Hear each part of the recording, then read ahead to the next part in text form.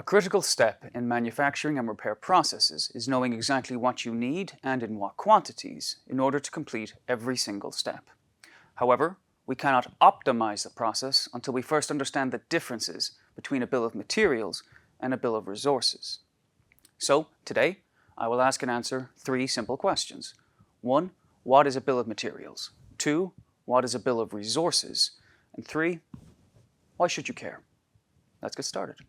A bill of materials is a detailed list of raw materials and their quantities needed to manufacture, assemble, or repair a product. Now, BOMs are hierarchical, with the finished product at the top and its components below. Each of these components can feature subassemblies of their own, with each subassembly having a BOM of its own. This naturally produces something of a Russian doll effect, where smaller subassemblies combine into larger and larger parts.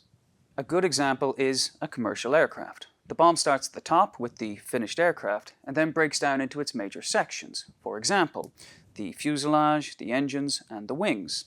Now, each of those major sections further divides into subassemblies. For example, the engine will feature turbines, fuel systems, and electronic controls.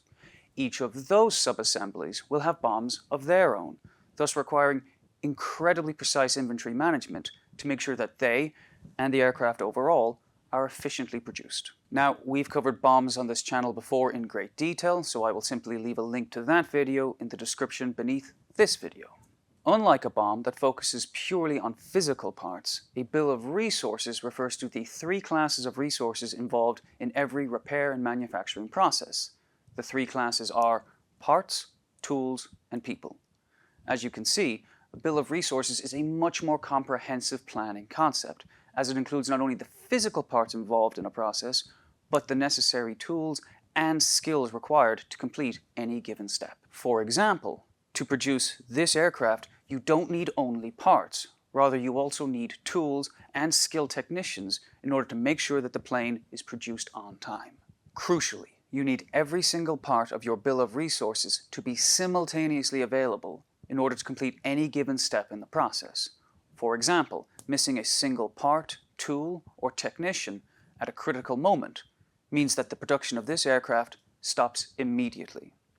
This obviously produces immediate financial losses through delays, wasted salaries, and the extra costs needed to find extra tools, parts, or people at the last minute. Now, the probability that you will be missing a critical resource when you need it is actually much higher than people think. For example, let's say you need 20 parts, 5 tools, and 2 technicians to repair one of these engines.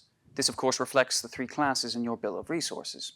Now, if you set 99% service levels for each of these resources, you still actually only have a 76% chance that all those resources will be available at the moment you need them.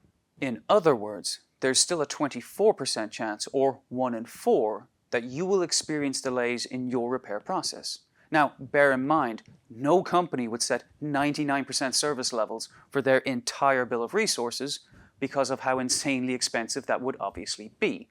Thus, the probability of experiencing delays in that repair process is actually much higher than I've described. Therefore, you need an optimization tool that is able to perform quick rescheduling calculations to reflect a missing resource.